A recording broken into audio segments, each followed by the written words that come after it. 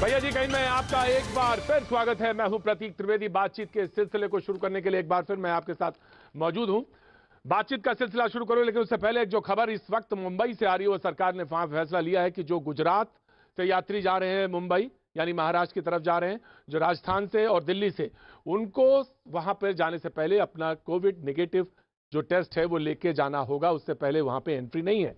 ये है इस महत्वपूर्ण पहलू पर हम बताएंगे। ये हालात को भी एक तरफ बता रहे हैं कि हालात किस तरह है महाराष्ट्र में, दिल्ली में, गुजरात में, जिसको कि आज सुप्रीम कोर्ट ने जिसमें फटकार भी लगाई है, इस तरफ भी आगाह कर रहे हैं और इस तरफ भी बता रहे हैं कि हमको कितना अलर्ट रहने की जरूरत है। हम इन तमाम पहलू पर बातचीत करेंगे। हमारे साथ हमारे सहयोगी भी जुड़ेंगे, बाद मेहमान भी होंगे। लेकिन सबसे पहले हम अगर महाराष्ट्र की बात करें, उससे पहले जनक दवे जो गुजरात में हमारे साथ मौजूद है, अहमदाबाद में, मैं उनके तरफ रुख करना चाहूंगा। और मनोज शर्मा जो हमारे साथ भोपाल में मौजूद है, मैं उनकी तरफ रुक रहा हूं। तमाम मेहमान हमारे साथ हैं, उनका भी मैं तारुफ कराता हूं। लेकिन सबसे पहले अहमदाबाद में जनक दवे हमारे सहयोगी मौजूद हैं। जनक, गुजरात के बारे में अभी आपने महाराष्ट्र सरकार ने तो सुन लिया, आपने क्या कहा, लेकिन जिस तरह से मोर्टेलिटी रेट है उसके बारे में सुप्रीम कोर्ट ने आज फटकार लगाई। गुजरात को तो गुजरात सरकार को फटकार लगाई इनफैक्ट, और यह कहा कि आप हालात के बारे में बिल्कुल भी नहीं एक तरह से अनदेखी कर रहे थे, लापरवाही कर रहे थे। और दिसंबर में जिन हालात की तरफ जा रहा था गुजरात, उस तरफ आपकी कोई निगाह नहीं थी। जनक, हालात क्या है अहमदाबाद के, और सरकार ने अब फौरी तौर पर क्या कदम उठाए हैं? बिल्कुल, देखिए यहाँ पर अब जिस तरीके से आज सुप्रीम कोर्ट की फटकार के बाद राज्य सरकार अपने हिसाब से मुस्तैद होने का दावा कर रहा है, लेकिन यहाँ पर प्रतीक स्थिति ऐसी है कि अस्पतालों में बेड लगातार भरते जा रहे हैं। जो अहमदाबाद में जो मरीज हैं उनको अहमदाबाद के पास के ज़िलों में भेजा जा रहा है। तो इससे आप अंदाज़ा लगा सकते हैं। यहाँ तक कि स्थिति ये आ गई कि अस्पताल एसोसिएशन अब ये तय कर रहा है कि जो युवा होंगे, बच्चे होंगे, वो अगर सिम्टोमेटिक है तो उनको अस्पतालों में भर्ती नहीं किया जाएगा। उन्हीं को भर्ती किया जाएगा जिनमें सिम्टम्स हैं, सीनियर सिटीजन है, जिनको सांस लेने में दिक्कत हो रही है, ऑक्सीजन की कमी है, या उनको और कोई बीमारी से वो ग्रसित है, कोमॉर्बिड है। ऐसी स्थिति जब आ जाती है तो उससे अंदाज़ा लगा, मैं कुछ तस्वीरें शेयर करूंगा आपके साथ प्रतीक, उससे अंदाज़ा लगेगा। सरकार अपने हिसाब से काम करे, लेकिन लोगों को भी समझदारी दिखानी होगी। यहाँ सामने मैं कुछ तस्वीरें दिखाऊंगा। फिलहाल मैं अभी जोधपुर गाँव अहमदाबाद के बीचों बीच जोधपुर जो इलाका है वहाँ पर हूँ। ये सब्ज़ी बाज़ार है। अब आप अंदाज़ा लगा लीजिए इससे देख से कहाँ 2 गज की दूरी है। लोग अगर अपनी जिम्मेवारी की प्रतीक नहीं समझेंगे, सब कुछ सरकार नहीं कर सकती। लोगों को आगे आना होगा। दिवाली में हमने वो पूरे देश में भी जिस तरीके से तस्वीर देखी, बिल्कुल अहमदाबाद में वही था। लोग शॉपिंग के नाम पर इस हद तक एकजुट हुए, वहाँ पर बाजारों में भीड़ देखने को मिली कि वो बढ़ना लाजमी था। लेकिन मैं देख रहा हूँ कि सरकार को भी जो आप ब्लॉग दिखा रहे हैं, मैं जनक ऑफ कोर्स जनक, लेकिन जो आप जो ब्लॉग दिखा रहे हैं उसमें मास्क जरूर दिख रहा है मुझे। ये एक बड़ी बेहतर बात है जो कि मुझे दिख रही है। लेकिन हाँ, लापरवाही जरूर है जहां तक सोशल डिस्टेंसिंग की बात है। लेकिन मास्क एक इंपॉर्टेंट गियर है जो कि जहां तक शील्ड है, प्रोटेक्टिव शील्ड है, जो कि बहुत जरूरी है। लेकिन मैं रुक करूं एक बार आपकी तरफ जनक दवे, आपने आपको तस्वीर दिखाई है मनोज शर्मा। मनोज जी, मैं आपके पास आऊं उससे पहले मैं मुंबई जाना चाहूंगा। जो बड़ी खबर आ रही है उस पर एक बार रुक करना चाहूंगा। अभिषेक हमारे साथ मौजूद है फोन लाइन पर। अभिषेक, महाराष्ट्र सरकार का क्या फैसला है वो जानना बेहद जरूरी। जहां तक जो ट्रैवलर्स हैं जो मुंबई जाना चाहते हैं, खासतौर से दिल्ली, गुजरात और राजस्थान से, उनके लिए क्या हुक्म है जहां तक सरकार का फैसला है, महाराष्ट्र सरकार का?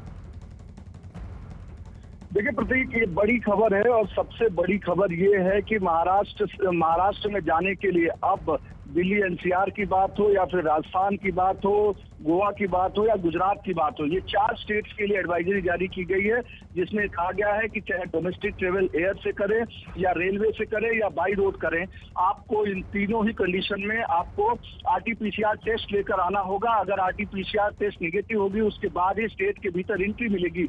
अगर किसी भी कंडीशन में आरटीपीसीआर टेस्ट का कुछ दिक्कत होता है तो ऐसे में एयरपोर्ट पर आपको आरटीपीसीआर टेस्ट कराना पड़ेगा और उसका जो पैसा होगा वो कस्टमर को यानी पैसेंजर को खुद वहन करना पड़ेगा।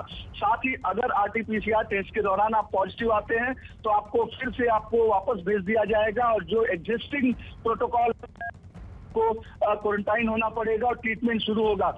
ये बड़ी खबर है। उसमें सभी डिस्ट्रिक्ट कलेक्टर्स को और म्युनिसिपल कॉर्पोरेशंस को सभी जगह महाराष्ट्र में सभी प्रोटोकॉल अफसर बनाया है, जहां पर वो कंसर्न बॉडी के तौर पर हर डिसीजंस ले सकते हैं। 25 नवंबर से ये चीजें लागू हो जाएंगी, यानी 25 नवंबर से अगर आप दिल्ली एनसीआर से, राजस्थान से, गोवा से या गुजरात से, इन 4 स्टेट्स में किसी भी तरीके से आप ट्रैवल करके मुंबई या शुक्रिया अभिषेक। बड़ी खबर आती हुई, बड़ी खबर ये, बड़ी खबर, और खबर का रुख ये कि अगर आप दिल्ली से, गुजरात से, राजस्थान से ट्रैवल कर रहे हैं महाराष्ट्र या मुंबई के लिए, तो आपको जो टेस्ट है आरटीपीसीआर टेस्ट जो कि होता है, जो स्वैब लिया जाता है नाक से और आपके गले से, वो टेस्ट जो है वो इंपॉर्टेंट है, उसको लेकर जाना होगा अगर आप मुंबई जा रहे हैं और वो निगेटिव रिपोर्ट लेकर साथ कैरी करनी होगी, तभी आप वहां पर ट्रैवल कर सकते हैं। भोपाल की तरफ रुख करेंगे।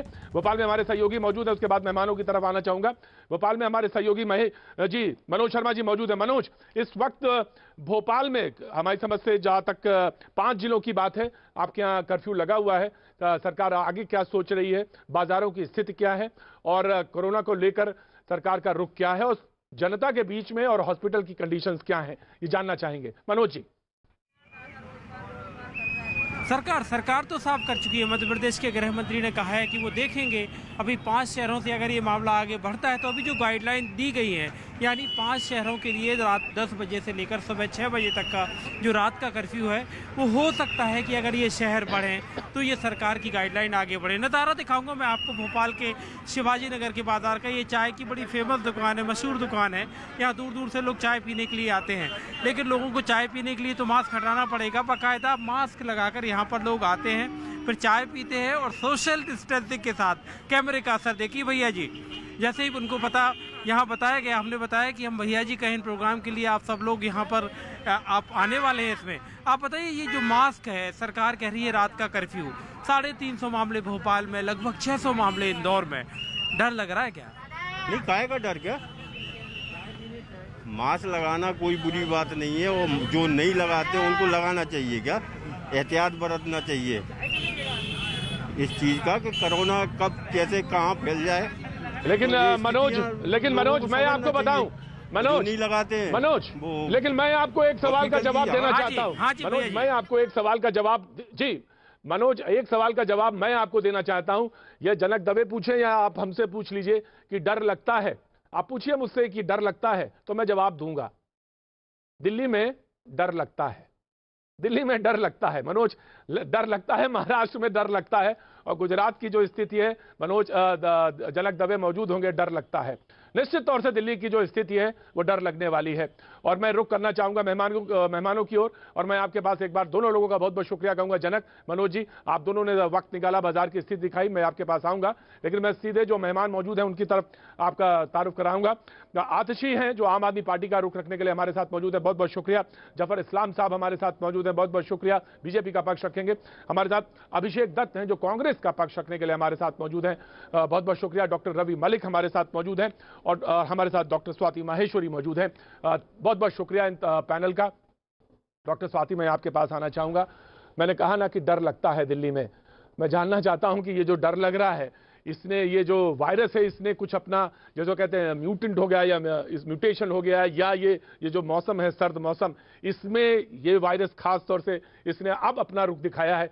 और अगर मैं बिल्कुल सही हूं, अगर दुरुस्त करना चाहें तो दुरुस्त कर दीजिएगा मुझे, ये बात लगभग अप्रैल या मई की थी और किसी पॉलिटिकल पार्टी, क्या कांग्रेस के पंजाब के चीफ मिनिस्टर ने ये बात कही थी, मुझे अगर ठीक से याद है, कि नवंबर में स्थितियां गड़बड़ हो सकती हैं या दिसंबर में, तो वो बिल्कुल दुरुस्त करिएगा अगर सही है तो। ये वो रुख हम देख रहे हैं इस समय।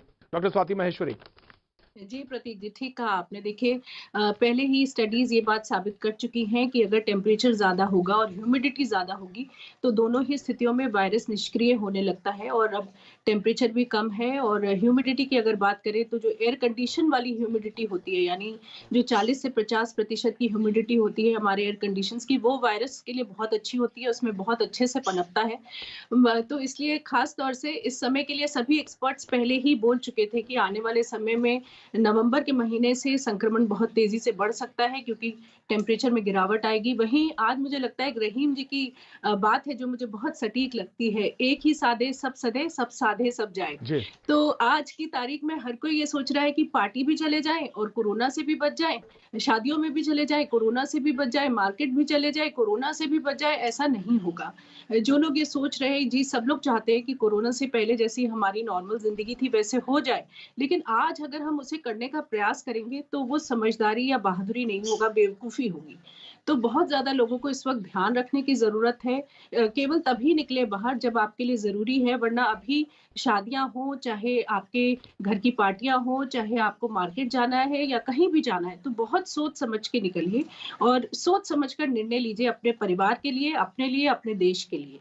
मेरे ख्याल से ये आज की तारीख में बहुत ज्यादा बिल्कुल सही, आपने बिल्कुल दुरुस्त फरमाया डॉक्टर स्वाति, आपने बिल्कुल दुरुस्त फरमाया। मैं डॉक्टर रवि के पास आना चाहूंगा इससे पहले कि मैं पॉलिटिकल पैनल्स के पास जाऊं। डॉक्टर रवि, एक सवाल जो बहुत इंपॉर्टेंट है, हु इज रिस्पॉन्सिबल? आज सुप्रीम कोर्ट ने भी पूछ लिया इस बात को, सरकार को फटकार भी लगा दिया, गुजरात सरकार भी है, दिल्ली सरकार भी है। सवाल यही है कि क्या दिसंबर की स्थिति पता नहीं थी? क्या दिसंबर को लेकर आप प्रिपेयर्ड नहीं थे? या नवंबर में, अभी तो ये भी बात कही कि नवंबर में जो देख रहे हैं वो दिसंबर में तो हालात और खराब हो सकते हैं। डॉक्टर रवि मालिक। बिल्कुल हो सकते हैं, क्योंकि जितने ये वायरसेस, रेस्पिरेटरी वायरसेस हैं, ये काफी ज्यादा सक्रिय हो जाते हैं जब भी सर्दियां आती हैं। इसमें केवल कोविड एक रेस्पिरेटरी वायरस नहीं है, इन्फ्लुएंजा है, पैरा इन्फ्लुएंजा है, रेस्पिरेटरी सिंचिटियल वायरस है, एडिनो है, कॉक्सिकी है, कई सारे वायरसेस हम आप देखेंगे जैसे ही सर्दियां आती हैं ये सक्रिय होने लग जाते हैं, वायरल निमोनियाज बढ़ जाते हैं। इसी तरह से कोविड का भी अंदेशा लगाया जा सकता है, अजम्पशन प्रिजम्पशन लगाई जा सकती है कि ये भी सर्दियों में बढ़ जाएगा। अब इसके लिए कौन रिस्पॉन्सिबल है? इसकी दो वजह है। पहली चीज, डेफिनेटली सरकार अपनी तरफ से सब कुछ कर रही है, लेकिन मुस्तैदी और होनी चाहिए। लेकिन जो हेल्थ है वो केवल स्टेट सब्जेक्ट नहीं है, ये एक पर्सनल अकाउंटेबिलिटी भी है। दूसरी जो थोड़ी सी रिस्पॉन्सिबिलिटी है वो ये भी है कि हम लोग भी कहीं ना कहीं अपना मोमेंटम लूज कर गए हैं, कहीं ना कहीं थक गए हैं, या लॉकडाउन से परेशान हो गए हैं, या बोर्डम में आ गए हैं, या मास्क पहन के थक गए हैं। हमें इस मोमेंटम को छोड़ना नहीं चाहिए। यह समय है तब करने का, यह समय है सेक्रीफाइस करने का, यह सही देशभक्ति का समय है जब हम सबको अपने आप जो अपनी रिस्पॉन्सिबिलिटी है, दायित्व है, उसको समझना चाहिए, सोशल डिस्टेंसिंग रखनी चाहिए। आप देखिए बाजारों के अंदर, चांदनी चौक, कई जगह पर अगर आप जाते हैं तो सोशल डिस्टेंसिंग नाम की कोई चीज नहीं है।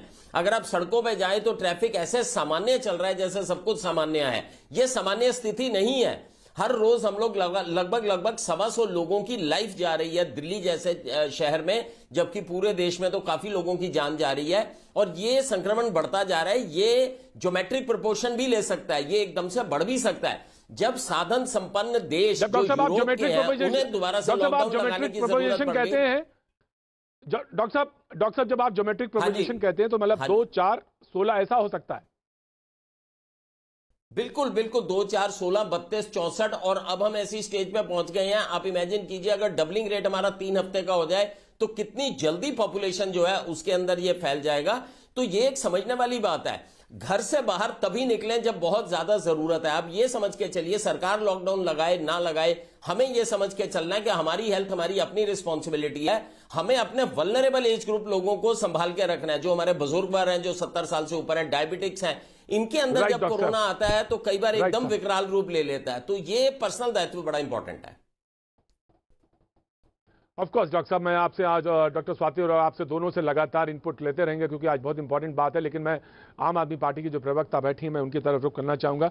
और आतिशी, मैं कुछ दिन पहले आपसे बातचीत हो रही थी और मैं ये जानना चाहता हूँ कि हालांकि उसी से आगे बात बढ़नी चाहिए, स्थितियाँ खराब ही हुई हैं, थोड़ा अच्छी तो नहीं नज़र आ रही, लेकिन सवाल ये है कि हम क्या प्रिपेयर्ड नहीं थे, हमें पता नहीं था? क्योंकि सुप्रीम कोर्ट ने आज आपसे भी सवाल पूछा है। ऑफकोर्स मैं जफर इस्लाम साहब से भी बात करेंगे। सवाल गुजरात और दिल्ली का नहीं है, सवाल ये है कि जिंदगी कैसे और आप बेटर मैनेजमेंट में हम कैसे आगे आए। तो सवाल ये था कि हम कहीं ना कहीं फेल तो हुए ही हैं। आतिशी, देखिए प्रतीक जी, जैसा मैंने जब हमारी 2 दिन पहले भी चर्चा हुई थी, मैंने आपको कहा था कि कोरोना में अगर हम देखिए कि तो इसे 2 पक्ष हमें देखने पड़ेंगे। एक है डिजीज का प्रिवेंशन, कि बीमारी कैसे ना फैले, और दूसरा ये है कि अगर कोई बीमार हो जाए तो फिर उस बीमारी का मेडिकल मैनेजमेंट कैसे होगा। सरकार का आप देखिए सबसे ज्यादा भागीदारी और सरकार की सबसे ज्यादा जो जिम्मेदारी होती है वो बीमारी के मेडिकल मैनेजमेंट में होती है। कि अगर कोई पेशेंट है, समय तक पेशेंट डॉक्टर के पास मेडिकल एडवाइस मिली कि नहीं, उन्हें अस्पताल में बेड मिला कि नहीं, अगर आईसीयू की जरूरत है वो मिली कि नहीं, घर से अस्पताल ले जाने के लिए एम्बुलेंस मिली कि नहीं, इसमें सरकार की सबसे ज्यादा जिम्मेदारी होती है। और अगर आप देखिए और अगर आप देखिए तो सबसे अगर हम आज भी केसेस देखें तो जब न्यूयॉर्क, साओ पाउलो वगैरह में सबसे ज्यादा केसेस थे, तकरीबन 6,500 केसेस न्यूयॉर्क में 6 अप्रैल के आसपास थे, उस समय का नजारा आपको भी याद होगा। वो दुनिया भर टीवी पे देख रही थी कि अस्पताल में बेड नहीं था, स्ट्रेचर हॉस्पिटल के बाहर पड़े हुए हैं, सड़क पे पड़े हुए हैं, पार्किंग पे पड़े हुए हैं। दिल्ली में उससे ज्यादा केसेस होने के बावजूद भी ऐसी स्थिति नहीं आई है कि अस्पताल में बेड अवेलेबल नहीं है। आज भी दिल्ली में अस्पतालों में 8,000 से ज्यादा बेड अवेलेबल हैं। आज भी दिल्ली में एम्बुलेंसेज अवेलेबल हैं। जैसे हमने पहले भी चर्चा की थी, जो एक कंसर्न का मुद्दा आ रहा था वो आईसीयू, जो आईसीयू बेड्स का, सुन लीजिए एक सेकंड, आईसीयू बेड्स का एक मुद्दा आ रहा था, और उस आईसीयू बेड्स के मुद्दे पे पिछले एक हफ्ते में ही बहुत प्रोग्रेस हुई है। 450 आईसीयू बेड्स दिल्ली सरकार के हॉस्पिटल्स में आए हैं। मुझे उम्मीद है आने वाले एक हफ्ते में सेंट्रल गवर्नमेंट ने जो 250 आईसीयू बेड्स प्रॉमिस किए हैं वो भी चालू हो जाएंगे। तो जो केसेस की सिवियरिटी है वो इस बार इसलिए ज्यादा है क्योंकि दिल्ली में पोल्यूशन का समय है। बेहतर हो ज्यादा अच्छी बात है, बेहतर हो अच्छी बात है, बेहतर हो। डॉक्टर स्वाति कुछ कहना चाह रही हैं? प्रतीक जी, मैं 2 पॉइंट यहाँ पे जरूरी बोलना चाहूंगी। बिल्कुल, पहली बात देखिए, केवल मेडिकल मैनेजमेंट गवर्नमेंट की जिम्मेदारी नहीं है, प्रिवेंशन एक बहुत बड़ा स्टेप है जो कि गवर्नमेंट को बहुत ज्यादा ध्यान देने की जरूरत है। और आज मौत का आंकड़ा दिल्ली में क्यों बढ़ रहा है ये सोचना पड़ेगा। अगर आप बोल रहे हैं कि बेड्स हैं तो वो बेड्स कहाँ हैं और उनकी सुविधाएं क्या है, क्यों मौत का आंकड़ा बढ़ रहा है, क्यों आपकी टेस्टिंग कम हुई, क्यों आपकी डोर टू डोर सर्विलांस कम हो गई, क्यों आपके आज की तारीख में भी अगर आपके स्वास्थ्य मंत्री और डिप्टी सीएम अगर बीमार पड़ते हैं तो उन्हें मैक्स जाना पड़ता है, क्यों उनको मैक्स जाना पड़ता है, क्यों गवर्नमेंट हॉस्पिटल में उनका इलाज नहीं हो सकता। और अगर इन लोगों का इलाज गवर्नमेंट हॉस्पिटल में नहीं हो सकता तो आम जनता का कैसे गवर्नमेंट हॉस्पिटल में इलाज होगा? क्या आपकी सुविधाएं हैं, मैं ये जानना चाहूंगी। ऑफ कोर्स, बिल्कुल बिल्कुल राइट है आपको जानने का, लोगों को जानना का राइट है। जफर इस्लाम साहब कुछ कहना चाह रहे हैं जी। जफर इस्लाम साहब, देखिए प्रतीक जी, आवाज आ रही है ना मेरी? जी बिल्कुल आ रही है, दुरुस्त आ रही है, आवाज आ रही है। बिल्कुल, मैं ये कहना चाहता हूं कि अपने पीठ थपथपाने में कभी कोई कसर नहीं छोड़ती है आपके मुखिया जो है केजरीवाल जी, और अभी देखिए उनके प्रवक्ता भी। जफर इस्लाम साहब, गुजरात की भी बात करिएगा, बात गुजरात की भी करिएगा। जफर इस्लाम साहब, गुजरात की बात शो पूरा दिल्ली पे नहीं है, गुजरात पर भी बात है, और गुजरात के हालात बहुत अच्छे नहीं है, गुजरात के हालात बहुत अच्छे नहीं है। जफर इस्लाम साहब, प्रतीक भाई, मेरी बात पूरी कंप्लीट हो जाए, उसके बाद आप बीच में टोकिएगा तो अच्छा लगेगा। मैं कह रहा हूँ कि अपने पीठ थपथपाने से अच्छा हालात पे नजर रखे तो बेहतर होगा। मैं कह रहा हूँ कि देखिए, ये महामारी है, इसमें सबकी जानकारी के महामारी, लेकिन इनका देखिए दिल्ली के बारे में, चूंकि मैं भी दिल्ली का हूँ, दिल्ली में रहता हूँ, इसलिए मैं इसके बारे में बात कर रहा हूँ। मैं बाकी स्टेट्स के बारे में बात करूंगा, गुजरात के बारे में भी बात करूंगा, बाकी स्टेट्स के बारे में भी बात करूंगा। लेकिन मैं कह रहा हूँ कि इन्होंने शुरू से मैं कहना शुरू कर दिया कि लॉकडाउन खोल दो। जून में देखिए इन्होंने कहा बेड इतने ज्यादा है कि हमारे पास मरीज नहीं है। कई ऐसे स्टेटमेंट दिए जो बेतुके स्टेटमेंट है, इररिलेवेंट है, और वहां के मुखिया को नहीं। इन्होंने अपने जो मेडिकल इंफ्रास्ट्रक्चर को बढ़ाना चाहिए था उसके बारे में निगरानी कम की, बल्कि स्टेटमेंट देने में ज्यादा मुस्तैदी से स्टेटमेंट देते रहे और लोगों को गुमराह किया। आज देखिए, पहले बार भी आदरणीय होम मिनिस्टर साहब के इंटरवेंशन से सब कुछ दुरुस्त हुआ और अब फिर से इंटरवेंशन किया है। तो ये जिस तरह से देखिए, जून में आज सेक्रेटरी ने क्या बोला, उन्होंने कहा कि जून में इन्होंने रोक दिया था, जो एक बिल्कुल प्लेटो हो गया था, उसके जितने टेस्टिंग होनी चाहिए थे वो 7,000 से 50,000 तक बढ़ा, लेकिन उसके बाद से रोक दिया। जो बहुत सारे टेस्टिंग नहीं हो रहे थे, अब कम से कम 1.2 लाख टेस्ट हो रहे हैं डेली, और घर घर तक जाके अंदर तक टेस्ट करने की जवाब देना चाहेंगे, जवाब देना चाहती हैं। जवाब देना चाहती हैं जी। मैं एक मिनट देखिए, एक मिनट आतिशी जी, देखिए जफर इस्लाम जी, एक मिनट सुन लीजिए, फिर मैंने आपको बीच में जवाब बोल दीजिए। जफर इस्लाम बोल दीजिए, जफर इस्लाम बोल, कंप्लीट कर दीजिए सेंटेंस। जफर इस्लाम, मैं कह रहा हूँ कि इसके बारे में चाहे कोई भी सरकार हो, चाहे हमारी सरकार हो, आपकी सरकार हो, आदरणीय प्रधानमंत्री ने जो बार बार कहा है कि 2-3 चीजों का आपको बार बार ध्यान देना पड़ेगा, सोशल डिस्टेंसिंग का, मास्क का, और जो प्रिवेंशन चीजें हैं उसके बारे में ध्यान देना पड़ेगा। उसके बारे में इन्होंने जितना सरकारों को करना चाहिए था वो नहीं, कि खास के दिल्ली में जिस तरह से आपने देखा हर चीज में भीड़ लगी है, वो कम से कम इनको ध्यान देना चाहिए था। महाराष्ट्र में वही हाल है, महाराष्ट्र ने कोई रिलीफ पैकेज तक नहीं दिया अपने लोगों को, कोविड के बाद कोई रिलीफ पैकेज तक नहीं दिया। अब देखिए, हम गुजरात की कोई तारीफ नहीं कर रहे हैं, हमने कहा है ये महामारी है और सबको मुस्तैदी से इसको लड़ाई लड़नी चाहिए।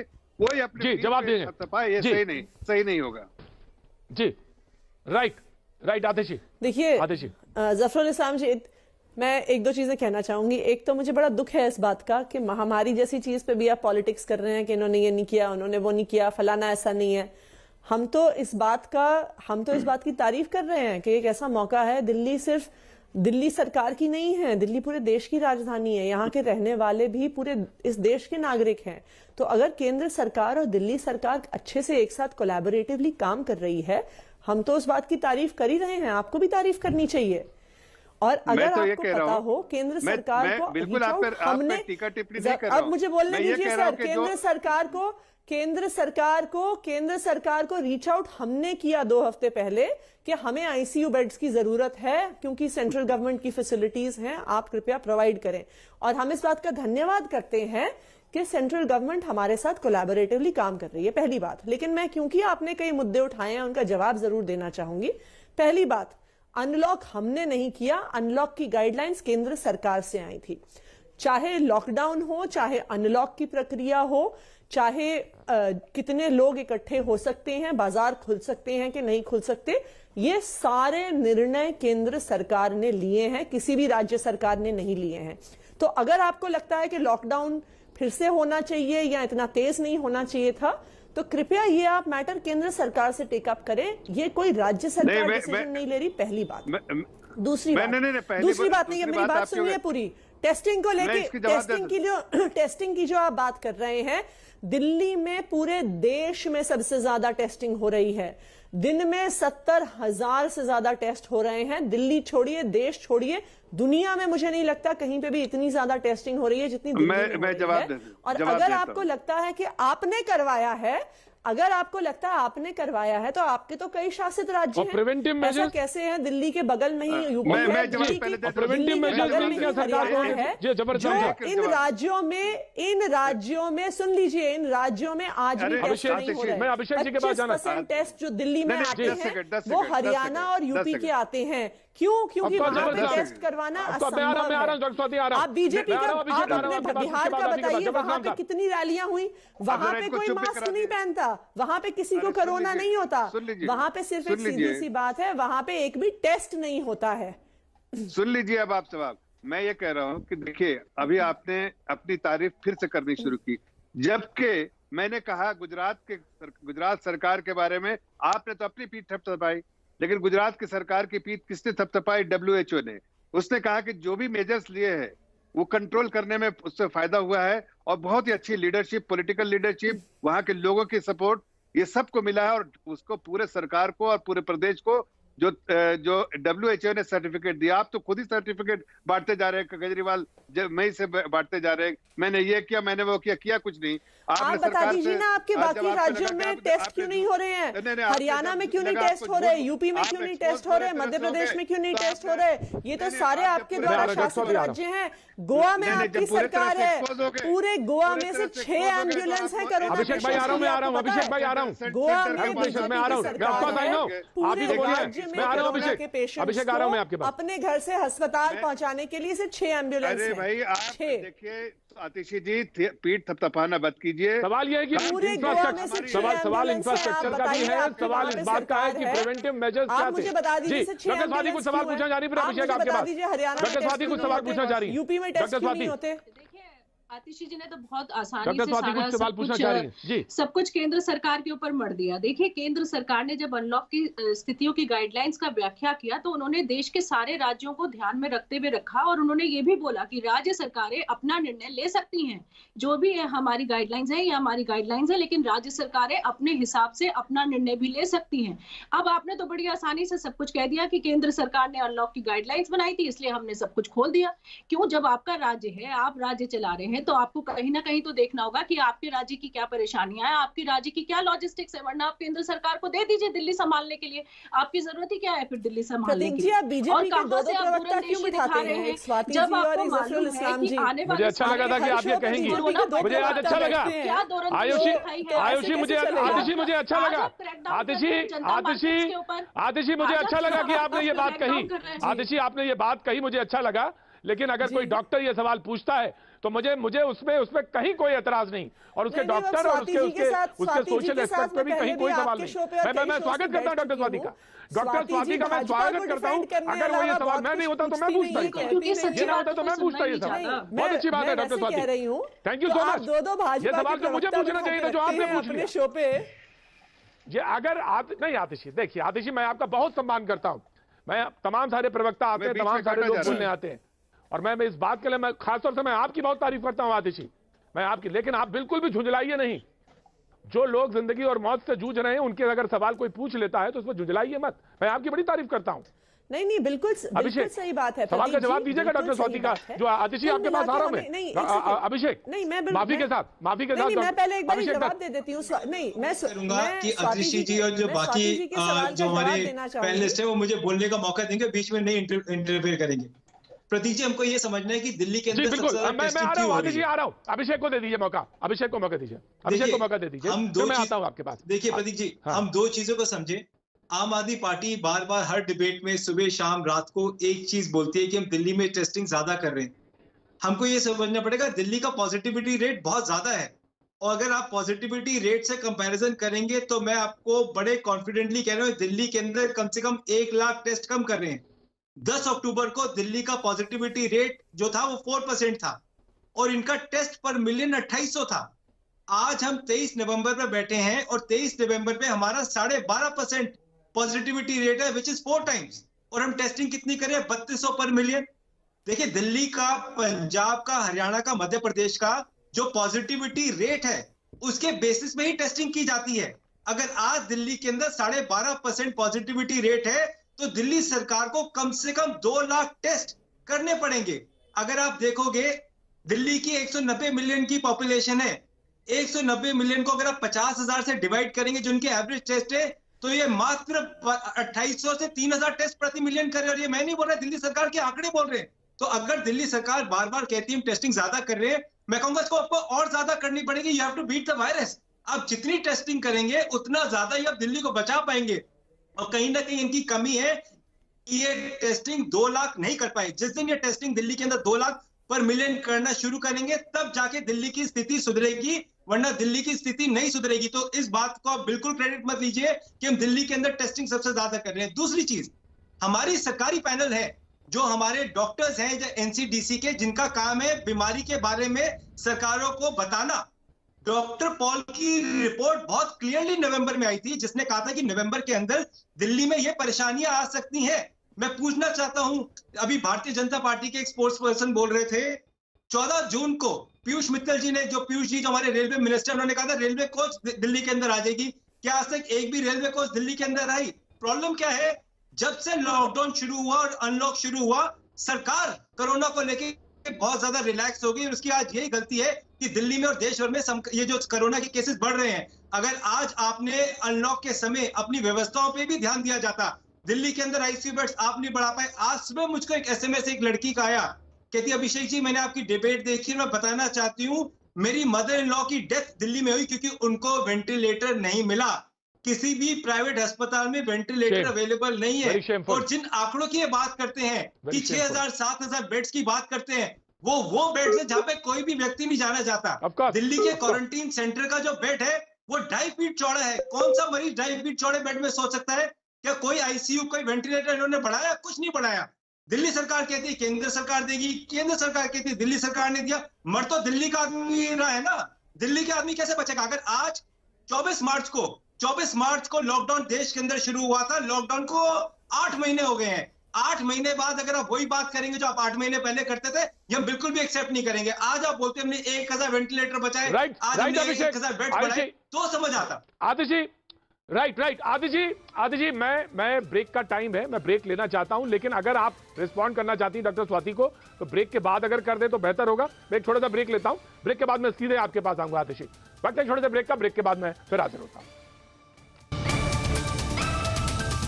भैया जी कहीं में आपका एक बार फिर स्वागत है। ब्रेक पे जाने से पहले कुछ सवाल पूछे कांग्रेस के प्रवक्ता ने, और वो सवाल ऐसे थे जो इस वक्त दिल्ली में पूछे भी जा रहे हैं कि आखिर जब लॉकडाउन हुआ था और उसके बाद जो थोड़ी ढिलाई हुई, वो ढिलाई थोड़ी जैसी थी कि महंगी पड़ रही है अब दिसंबर और दिसंबर में, तो वो क्यों हुई, ऐसा क्यों हुआ? सरकार सचेत नहीं थी। कांग्रेस के प्रवक्ता ने सवाल पूछा। ऑफकोर्स जफर इस्लाम, मैं आपके पास आता हूं, लेकिन आतिशी को चांस देना चाहूंगा, क्योंकि जब मैं ब्रेक पे जा रहा था उससे पहले डॉक्टर स्वाति ने कुछ सवाल पूछे थे, जिसको कि आतिशी ने कहा कि मैं उनको जवाब देना चाहती हूं, क्योंकि आपने बीजेपी के 2 प्रवक्ता क्यों बुला लिए? मैंने प्रवक्ता एक ही बुलाया है, लेकिन जवाब आतिशी देंगी अब। उसके बाद पैनल पे आगे।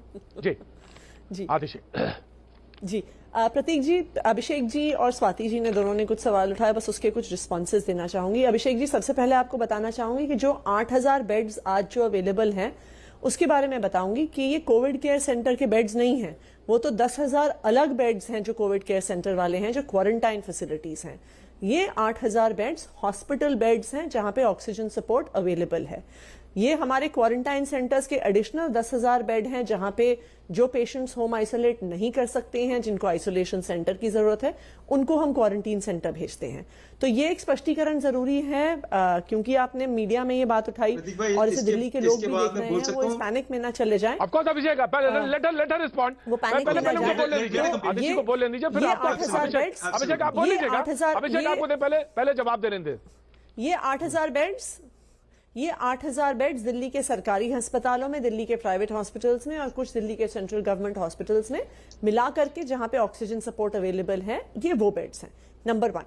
नंबर 2, जो लॉकडाउन और अनलॉकिंग की प्रक्रिया की बात है, देखिए प्रतीक जी, हमें ये देखना पड़ेगा कि ये ना एक बहुत डिफिकल्ट बैलेंस है जिसमें किस तरह जाया जाए। ये देश की राज्य सरकारें कोई भी हो, केंद्र सरकारें कोई भी हो, ये आसान निर्णय नहीं है, क्योंकि 2 महीने जब कंप्लीट लॉकडाउन रहा उसके भी बहुत सीरियस कॉन्सिक्वेंसेस रहे। उसकी वजह से बहुत सारे लोगों की जो रोजी रोटी है, जो लोगों को खाना तक मिलना मुश्किल हो गया था। लाखों लोगों को खाना खिलाना पड़ रहा था रोज दिन भर में। हम राशन बांट रहे थे, सरकार बांट रही थी, हर पार्टी के लोग, सामाजिक संस्था के लोग राशन बांट रहे थे। आज भी जो इकोनॉमी पर असर पड़ा है उस 2 या 3 महीने के लॉकडाउन का, आज भी हमारी देश की इकोनॉमी उससे रिकवर नहीं की है। उस लॉकडाउन से रिकवर करने के लिए देश की इकोनॉमी को हो सकता है 1 साल लग जाए। आज भी केंद्र सरकार और राज्य सरकारों के पास टैक्स का पैसा नहीं आ रहा, क्योंकि पूरी इकोनॉमी डाउन आ गई है उस प्रक्रिया से।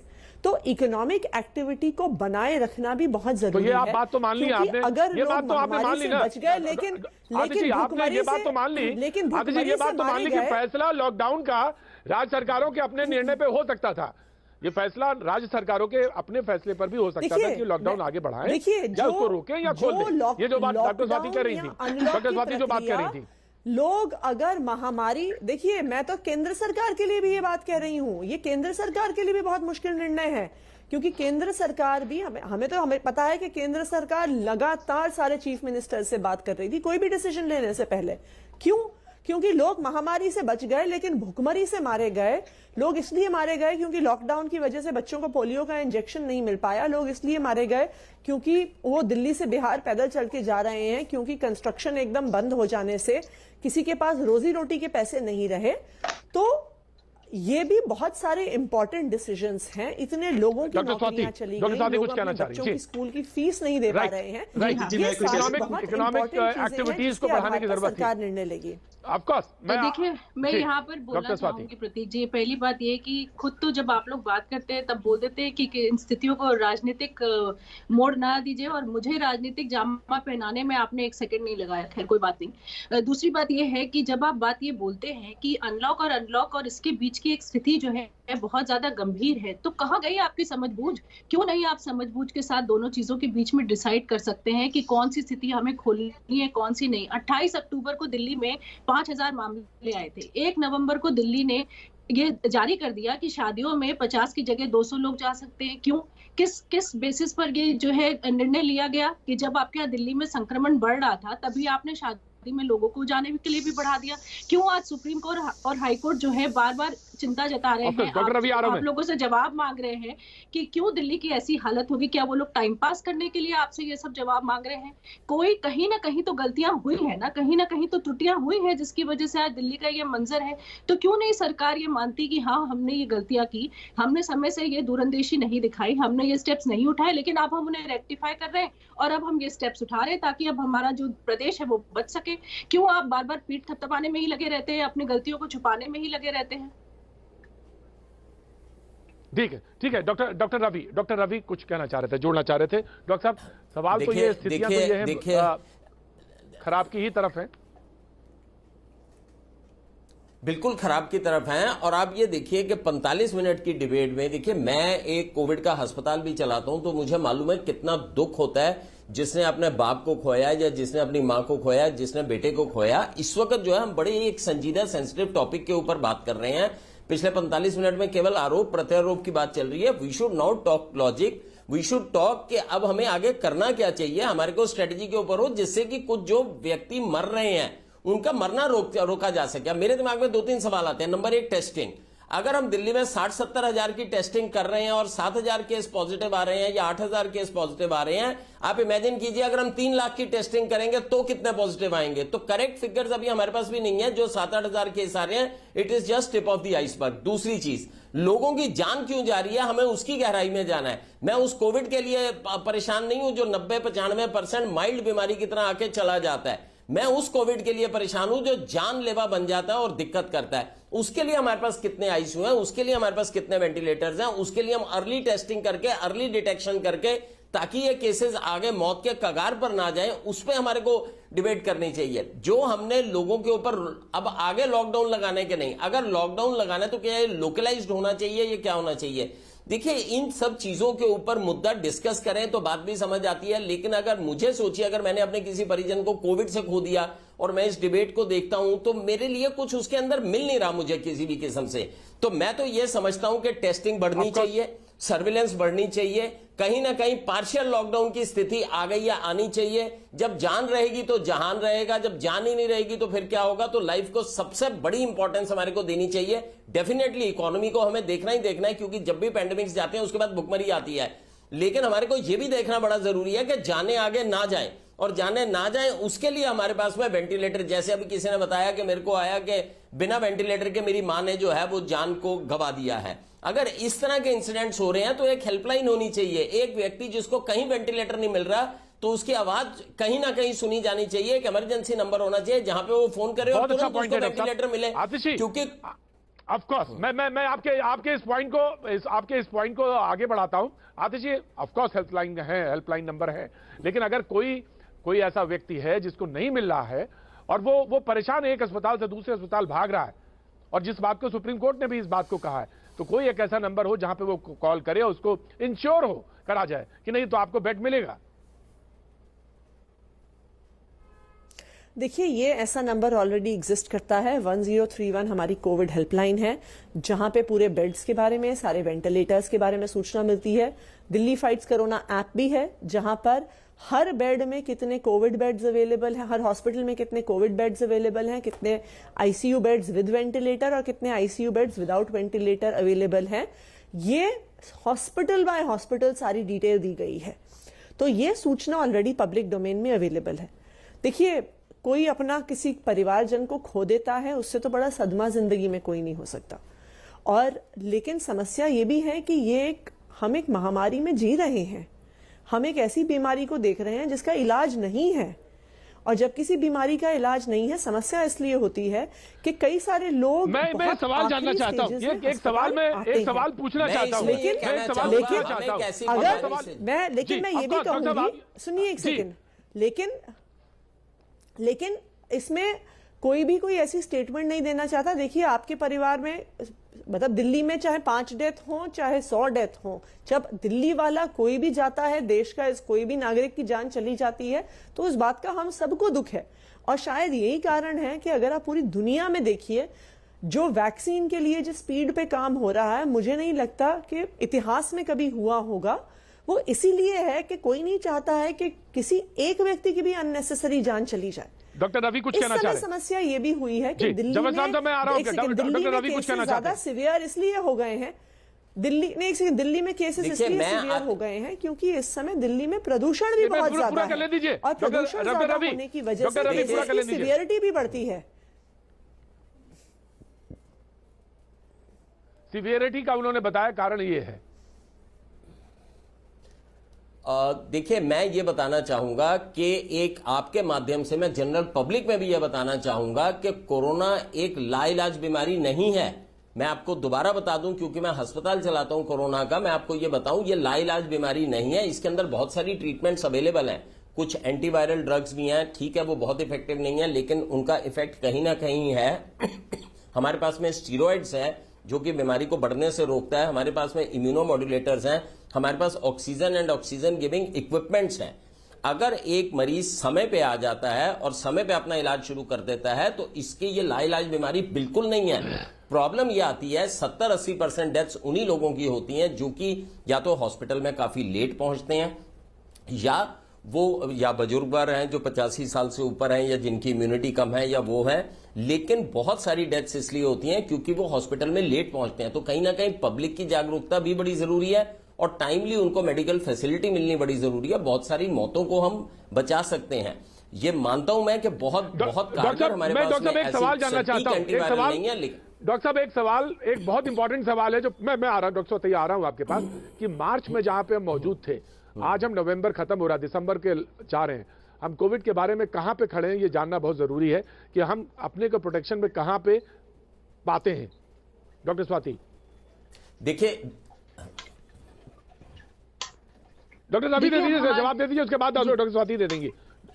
हाँ देखिए, मैं ये कह रहा हूं कि अगर हम मार्च की बात करें और नवंबर की बात करें, हम बहुत स्ट्रांग फुटिंग पे खड़े हैं।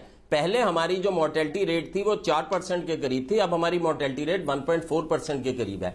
हमारा रिकवरी रेट जो है वो पूरे विश्व में सबसे बेहतर है, it is almost more than 87-88%। तो ये सारी चीजें जो है बेटर हुई हैं और ये बेटर इसीलिए हुई हैं कि हमारी यहाँ की मेडिकल फैसिलिटीज, डॉक्टर्स, नर्सेज सबने जद्दोजहद से काम किया है। और सबसे बड़ी चीज है इस बीमारी की हमें समझ आ गई है, हमें ये समझ आ गई है कि कब स्टीरॉयड देना है, कब एंटीवायरल देनी है या कब हमारे को ऑक्सीजन देनी है और कब हमारे को ऑक्सीजन को मॉनिटर करना है। एक तो पब्लिक में जागरूकता हो गई है, एक मेडिकल फ्रेटर्निटी को भी समझ आ गया है कि इस बीमारी से कैसे डील करना है। लेकिन मेरा चिंता का विषय यही है कि आने वाले समय में जब हम सर्दियों में जा रहे हैं, जब हम स्मॉग में जा रहे हैं, आने वाला समय खतरनाक हो सकता है। इसके लिए जो है इसके ऊपर स्ट्रेटेजी सरकार की भी बड़ी सटीक होनी चाहिए और दूसरा पब्लिक की भी जो है कोऑपरेशन इसके अंदर पूरी होनी चाहिए, नहीं तो आने वाले समय में ये मौतें बढ़ भी सकती हैं और हमें फिर कंप्लीट लॉकडाउन में जाना पड़ सकता है जिससे इकोनॉमी बहुत बुरी तरह से सफर करेगी, पेशेंट्स की जानें तो जाएंगी। जी डॉक्टर स्वाति को जोड़ना चाह रही थी, डॉक्टर स्वाति जल्दी जी ब्रेक पे जाऊं से पहले यहाँ पर एक बात ये और बोलना चाहूंगी कि जो ये सर्दियों का मौसम होता है इसमें वैसे भी स्ट्रोक के प्रॉब्लम्स, हार्ट अटैक की प्रॉब्लम्स, ये सब चीजें बहुत ज्यादा होती हैं, इनकी वजह से भी मृत्यु होती है। तो कहीं ना कहीं नॉन कोविड पेशेंट्स के बारे में भी सरकार को सोचने की अब बहुत ज्यादा जरूरत है। उन्हें भी बेड्स की जरूरत है, वो भी मारे इस वक्त फिर रहे हैं, उनको भी बेड्स नहीं मिल रही है, उनमें भी मृत्यु दर बढ़ रहा है। तो इस वक्त सरकार को बहुत ज्यादा दूरंदेशी की जरूरत है, दोनों की तरफ ही उन्हें सोचना होगा, कोविड भी नॉन कोविड भी, वो भी बहुत ज्यादा इनकी तादाद है नॉन कोविड के भी, और कैसे उनको भी आईसीयू की जरूरत है, उन्हें भी वेंटिलेटर की जरूरत है। तो इस वक्त बिल्कुल युद्ध स्तर पर दिल्ली सरकार को काम करने की जरूरत है कि कैसे अपने बेड्स को बढ़ाएं, उनकी सुविधाओं को बढ़ाएं, डॉक्टर्स को बढ़ाएं, नर्सेज को बढ़ाएं और किस तरह से इस जंग को जीता जा सकता है।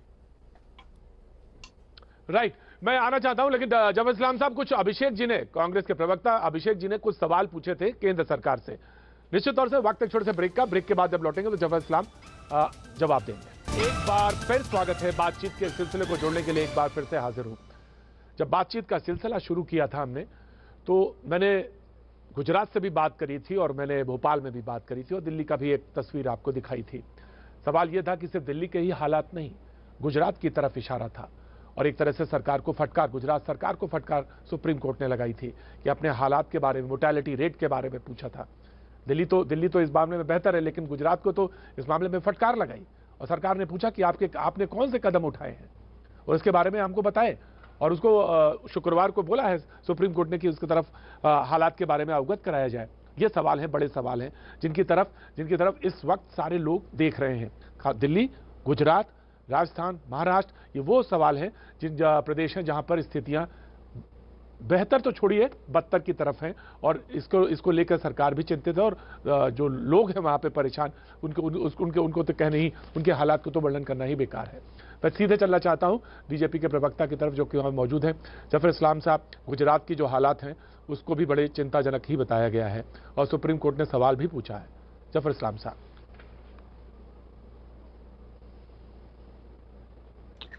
देखिए, आवाज आ रही है मुझे मेरी? जी बिल्कुल आ रही है। मैं ये कहना चाह रहा हूँ, देखिए इसमें मैंने इतना कहा था कि त्रिवेदी जी कि किसी को अपनी पीठ थपथपाना नहीं चाहिए। ये हकीकत है कि भारत ने जिस तरह से काम किया है पूरी दुनिया में, उसमें तारीफी, और खासकर जो कि गुजरात की बात कर रहे हैं, गुजरात के बारे में स्पेसिफिकली WHO ने कहा कि जो भी सरकार ने इनिशिएटिव लिए है उससे उसका प्रभाव बहुत पॉजिटिव तरीके से पड़ा है। हाँ, नंबर्स जो है सामने है, आंकड़े सामने हैं, जो वहां पर सिचुएशन है वो आपके सामने है, और जो इनिशिएटिव लिया सरकार को उसके सर्टिफिकेट किसी और से नहीं बल्कि WHO ने, जो ग्लोबली जिसको सब देखते हैं, उसने कहा कि अच्छे इनिशिएटिव लिए। जो सुप्रीम कोर्ट ने मांगा सुप्रीम कोर्ट को दिया जाएगा। लेकिन मैं ये कहना चाह रहा हूं कि देखिए, आज जिस तरह से केजरीवाल जी ने अपनी पीठ थपथपाई, मैं उस पर कॉमेंट करा था आतिशी जी को कि पीठ थपथपा के फिर खुद अपने आप को बेबस महसूस करने लगे, इसलिए कि उन्होंने जो भी कहा था प्रदेश की जनता को वो गलत था, और फाइनली उनको सेंट्रल गवर्नमेंट के पास आना पड़ा, और सेंट्रल गवर्नमेंट के सपोर्ट से आज जो कुछ वहां पर सिचुएशन पहले बेहतर हुआ और आगे भी बेहतर होने की पूरी संभावना है। मैं गुजरात और मध्य प्रदेश अभिषेक कुछ कहना चाह रहे थे। अभिषेक मैं आ रहा हूँ अभिषेक कुछ हाथ उठा रहे हैं। अभिषेक में देखिए, मैं सबसे पहले भारतीय जनता पार्टी के अभिषेक, देखिए, मैं सभी प्रवक्ताओं से एक बात कहना चाहता हूँ। दिल्ली जो स्थिति है वो कंप्लीट स्टेटहुड नहीं है। यहाँ सेंट्रल गवर्नमेंट की, स्टेट गवर्नमेंट की इक्वल रिस्पॉन्सिबिलिटी है, परंतु सबसे बड़ी रिस्पॉन्सिबिलिटी है, कोई ब्लेम गेम नहीं है कि दिल्ली ने बचा दिया, गुजरात ने। देखिए, कोविड की वजह से आज पूरा देश परेशान है। जो थर्ड पीक की हम बात कर रहे हैं, जो इस समय चल रही है, वो सबसे ज्यादा वरिंग इसलिए है कि दिल्ली के अंदर बाकी जगह पे जो डेथ रेट है वो बढ़ना शुरू हो गया। अभी एक डॉक्टर साहब ने कहा था कि दिल्ली का डेथ रेट इंप्रूव नहीं हुआ है। ये पहले नवंबर को 0.53% था, जो आज बढ़ के 1.43% बढ़ गया है। अगर ये डेथ रेट इस तरीके से बढ़ता रहा तो आने वाले टाइम में जो हाल यूएस का हुआ है, ब्राजील का हुआ है, इटली का, वही हाल हमारी कंट्री का भी होगा। गुजरात सरकार ने, राजस्थान सरकार ने, मध्य प्रदेश सरकार ने एक लॉकडाउन का सिस्टम शुरू करा कि इसको, वायरस को हम कैसे रोका जाए। दुख इस बात का है कि दिल्ली के अंदर जहां इतना ज्यादा पॉजिटिविटी रेट बढ़ रहा है, सरकार कोई भी ऐसे स्टेप नहीं ले रही जिससे कि वो कंट्रोल कर पाए। आज मार्केट्स के अंदर, बसेस के अंदर, रोड्स के ऊपर इतना ज्यादा रश है और उसके अगेंस्ट में उतनी टेस्टिंग नहीं हो पा रही। जिस दिन आपने दिल्ली के अंदर 2 लाख टेस्ट करने शुरू कर दिए, दिल्ली का आंकड़ा कम से कम 20,000 पर डे संक्रमित आंकड़ा आपके सामने आ जाएगा। और सेकंड चीज मैं कहना चाहता हूं, जो लोग होम आइसोलेशन में हैं, रिस्पांसिबिलिटी इक्वली है। अगर आप दिल्ली पर सरकार को ब्लेम कर रहे हैं तो रिस्पांसिबिलिटी आपकी भी है दिल्ली में, और आप उससे बच नहीं सकते। जफर इस्लाम साहब, देखिए, बचने बचाने वाली बात नहीं है। मैं तो सिर्फ इतना कह रहा हूं कि ये कलेक्टिव रिस्पांसिबिलिटी है। सेंटर जो डिसीजन लेता है उसमें पूरी फ्लेक्सिबिलिटी स्टेट गवर्नमेंट को देती है। स्टेट गवर्नमेंट अपने हिसाब से जो उसको लगता है माकूल कि हाँ, सेंटर तो एक होलिस्टिक व्यू लेती है सारे स्टेट्स को देखते हुए, लेकिन स्पेसिफिक स्टेट्स के प्रति अगर स्टेट्स को कोई उससे बेहतर सुझाव उनके दिमाग में है और कोई इनिशिएटिव लेना है उसका पालन करते हुए, तो वो ले सकती है। उसका पूरा अधिकार स्टेट को दे के रखा है, इसलिए कि कई स्टेट पे अलग अलग सिचुएशन है और अलग अलग डिसीजन लिया है उन लोगों ने इसको कंट्रोल करने के लिए। तो मैं तो सिर्फ कह रहा हूँ कि देखिए, हर स्टेट को ये फ्लेक्सिबिलिटी है और अपनी रिस्पॉन्सिबिलिटी समझते हुए इसको लेना चाहिए ताकि ये संक्रमण बढ़े नहीं। जिस तरह से आदरणीय प्रधानमंत्री जी ने कहा है, और कई रिपोर्ट इस पर आ चुकी है कि अगर 2 चीज का पालन करते रहे तो वो शायद अभी बहुत सारे जगह, मैं अभी देखिए इलेक्शन के समय बहुत सारे स्टेट पे गया, बहुत सारे जगह और ऐसे भी घूमने गया। अभिषेक, राहुल जी ने राहुल जी ने कुछ सवाल पूछे हैं, कुछ सवाल पूछे राहुल गांधी ने कुछ, मैं वही आता हूं, मैं आ रहा हूं साथी, मैं आ रहा हूं, वैक्सीन पे आऊंगा, मैं बिल्कुल आऊंगा क्योंकि वो बहुत इंपॉर्टेंट पहलू है। लेकिन राहुल ने कुछ सवाल पूछे और सवाल ये पूछे कि कौन सी वैक्सीन भारत चुन रहा है। ट्वीट किया आपसे कोई 1 घंटा पहले कि कौन सी वैक्सीन चुन रहा है, ये जानने का अख्तियार होना चाहिए। तमाम सारे सवाल पूछे, लेकिन अभी तो हमको जो लड़ाई है वो तो ग्राउंड लेवल की, तो कुछ और ही लड़ रहे हैं। अभिषेक, देखिए, आपको मैं बताना चाहता हूं, 30 जनवरी को WHO ने हेल्थ इमरजेंसी कोरोना वायरस को डिक्लेयर कर दिया था। उसके बाद 12 फरवरी, 24 फरवरी, 3 मार्च, 11 मार्च, 13 मार्च और 23 मार्च को 24 तारीख को लॉकडाउन अनाउंस हुआ था। इन दौरान Rahul ji back to back Twitter के माध्यम से केंद्र सरकार को सचेत करते रहे, ये बताते रहे कि MSMEs की हालत खराब है, आप मेडिकल इक्विपमेंट में इन्वेस्ट करना शुरू कीजिए, corona virus will kill our economy. उन्होंने सारी चीज ट्विटर के माध्यम से एक गुड ऑपोजिशन के नाते स्टेट सेंट्रल गवर्नमेंट को बताई। दुख इस बात का है, उस समय सरकार का ध्यान नमस्ते ट्रंप पे था, मध्य प्रदेश में सरकार गिराने में था, और दिल्ली को और देश को कोरोना के अगेंस्ट में लड़ाई करने पे नहीं था। जब शिवराज सिंह चौहान जी ने 23 तारीख को ओथ ली है, मैं पुरानी बातों पे नहीं जाऊंगा। मैं आ रहा हूं स्वाति, डॉक्टर स्वाति मैं आ रहा हूं, तो मैं बिल्कुल पुरानी बातों पे नहीं जाऊंगा। उन्होंने कुछ बातें कही हैं, राहुल जी आज बातें कही हैं कि कौन सी वैक्सीन चुनेंगे।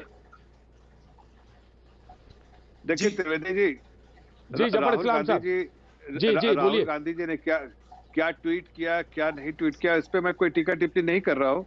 उन्होंने पहले क्या ट्वीट किया, नहीं उन्होंने अच्छी बात कही है, पूछिए। जफर इस्लाम साहब सवाल ही तो पूछा उन्होंने कौन सी वैक्सीन हम चुन रहे हैं, ये हमें बताइए, हमारा वितरण कैसे होगा ये हमें बताइए। और मैं बताऊं एक इंपॉर्टेंट पॉइंट, वितरण कैसे होगा इसका एक उदाहरण मैं बता दूं कि जैसे यूपी गवर्नमेंट ने क्या किया, अपनी कोल्ड चेन का एक सिस्टम बना लिया। उन्होंने योगी सरकार ने कोल्ड चेन का सिस्टम बनाया। उन्होंने कहा कि अगर हमारे पास आती है वैक्सीन आती तो कैसे हर जिलों में इंश्योर करेंगे, उन्होंने एक बनाया। तो वैसे राहुल गांधी ने एक सवाल आपसे पूछा है कि प्लीज आप बताइए कौन सी वैक्सीन चुन रहे हैं, और प्लीज ये मुझे बताइए कि अगर प्रधानमंत्री कल मिल रहे हैं 8 मुख्यमंत्रियों से पहले, उसके बाद तमाम मुख्यमंत्रियों से, तो ये जानने का देश को हक है कि वो कौन सी वैक्सीन है जिसमें हम जा रहे हैं, वैक्सीन कब तक इंश्योर होगी ये जानने का है, वितरण कैसे होगा ये भी जानने का हक है। इसमें कोई गलत बात नहीं अगर अपोजिशन आपसे सवाल पूछा। उन्होंने एक सवाल और भी पूछा है, उन्होंने एक सवाल और भी पूछा है। उनका पहला सवाल है कि गवर्नमेंट ऑफ इंडिया किस क्राइटेरिया पे चूज करेगा, जो सबसे इंपॉर्टेंट सवाल है। उनका पहला सवाल है गवर्नमेंट ऑफ इंडिया किस क्राइटेरिया पे चूज करेगा कि वैक्सीन कौन प्रोवाइड करेगा, ये पहला सवाल है उनका। देखिए जो भी सवाल पूछे हैं, मैं ये नहीं कह रहा हूं कि गलत सवाल किया, अक्सर वो गलत सवाल करते हैं, लेकिन अगर गलत सवाल किया सही उस पर मैं नहीं जा रहा हूं। लेकिन मैं कह रहा हूं कि जब प्रधानमंत्री ने स्वयं ये कहा है कि मैं मुख्यमंत्रियों के साथ वार्तालाप करूंगा और उसके बारे में बता भी दिया है कि वैक्सीन के बारे में डिस्कस करूंगा और वितरण के बारे में डिस्कस करूंगा, तो थोड़ा धैर्य रख लीजिए। आपने ट्वीट किया, आपको कल रिप्लाई भी मिल जाएगा, सारी बातें आपके सामने समझ आ जाएंगी। और उसके बाद फिर आप जब अगर आपको कुछ नहीं समझ में आए तो आप ट्वीट कीजिएगा। सरकार बराबर जवाब देने के लिए। डॉक्टर स्वाति का कोई सवाल है, उसके बाद डॉक्टर रवि वाली, राइट। डॉक्टर स्वाति, देखिए प्रतीक जी, ये तो अब बात साफ हो ही रही है कि आने वाले कुछ महीनों के अंदर ही वैक्सीन आ जाएगी। ये तो वैक्सीन टास्क फोर्स को डिसाइड करना है कि कौन सी वैक्सीन हमारे भारत की स्थितियों को देखते हुए सबसे अच्छी रहेगी, कौन सी हमें जल्दी मिल सकती है और कौन सी हमें ज्यादा मात्रा में मिल सकती है। लेकिन कहीं ना कहीं राज्य सरकारें अगर इस तरह के एग्जाम्पल सेट कर रही है कि पहले से कोल्ड चेन को स्टैब्लिश करने, जैसे अभी आपने यूपी सरकार की बात करी, तो यही दूरंदेशी है जो देखनी जरूरी है। यही दूरंदेशी है जो हम दिल्ली सरकार से भी अपेक्षा रखते हैं कि हम देख पाएंगे। आज आप मार्केट पे क्रैकडाउन कर रहे हैं, आज आप जो कदम उठा रहे हैं, यही कदम अगर आप 1 महीना पहले, 1.5 महीना, डॉक्टर रवि कुछ कहना चाह रहे हैं, डॉक्टर रवि कुछ शॉर्ट, डॉक्टर रवि एक पॉइंट बोल दीजिए। डॉक्टर रवि देखिए, सबसे इंपॉर्टेंट चीज यह है कि जो मौतें हो रही हैं वो तुरंत रुकनी चाहिए। वैक्सीन डेफिनेटली आएगी, जनवरी फरवरी से पहले नहीं आएगी, उसके बाद मास डिस्ट्रीब्यूशन में टाइम लगेगा, उसके ऊपर हमें डिपेंड नहीं रहना चाहिए। जो रोज की 100-125 मौतें दिल्ली में हो रही हैं और देश भर में हो रही हैं, उनका तुरंत रोकना बड़ा जरूरी है। थैंक यू डॉक्टर साहब, थैंक यू सो मच। उन्हें तुरंत रोकना जरूरी और यह बात बिल्कुल इंपॉर्टेंट है। आज अभी सिर्फ इतना, आर पार का वक्त, बने रहिए हमारे साथ।